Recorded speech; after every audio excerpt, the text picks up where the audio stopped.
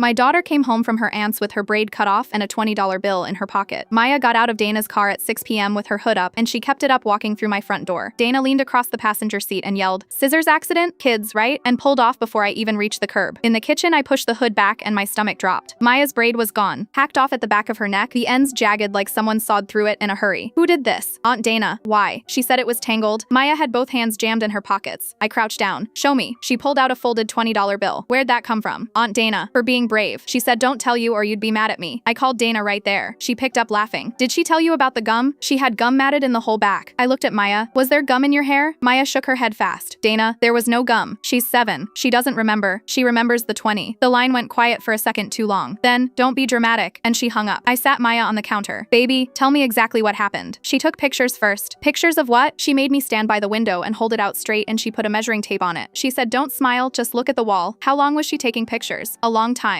Then she brushed it a lot and put oil in it and did more pictures. Then she said close your eyes, and she cut it while your eyes were closed. Maya nodded. She put it in a bag, like a sandwich bag but bigger, and she wrote on it. What did she write? Numbers. I went straight to my laptop and searched Dana's name on every marketplace app I could think of. Nothing. Then I searched the phrase Maya described, the numbers, the measuring tape, and I found a hair buying forum with a seller board. The listing was 3 weeks old, 14 inches, virgin child hair, never dyed, never heat styled. The photo was my daughter from behind, standing at Dana's living room window, her braids stretched out across a measuring tape. Price, $340. Status, sold. I clicked the seller profile. Sold, 9. I scrolled, 9 listings, 9 sets of photos, all taken from behind, all in Dana's living room. And I knew every single one of those heads. Bree, Kaylin, 2 of the girls from Dana's church group. My niece Sam, whose mother thinks she cut it herself at a sleepover in April. Then I got to the bottom of the page and there were 2 listings still active. Not sold. Reserved. Sunday was my mother-in-law's birthday dinner and the whole family was there when I walked in with my laptop under my arm. Dana was at the head of the table cutting cake. She saw Maya's hair and put her hand over her heart. Oh honey, we had such a scare with the gum, didn't we? Say that again with your hands where everyone can see them. The room went quiet. My mother-in-law told me to sit down. I opened the laptop and turned it around instead. Dana's face didn't change for about 2 seconds. Then it did. That's donation, she said. That's Locks of Love. You're twisting this. Locks of Love doesn't pay $340 a braid. 9 braids, Dana. 9. You paid every one of them $20 and told them their mothers would be mad at them. Bree started crying. Kaylin's mom stood up so fast her chair went over backward. Dana kept saying my name like she could talk over the screen, and her husband was already pulling out his phone to call somebody, and I let the room have 30 seconds of that before I scrolled down. There's more. I clicked the first active listing. It was Bree's little sister, asleep on Dana's couch with her hair fanned out across the pillow. A measuring tape laid along it, 9 inches. Reserved, available August 3rd. I clicked the second one, and my hand was shaking so hard I had to set the laptop on the table. It was Maya, photographed last Sunday, sitting in Dana's kitchen with her chopped ends and her $20 bill on the table in front of her, and underneath it Dana had written, same donor, regrowth, reserve now for next year.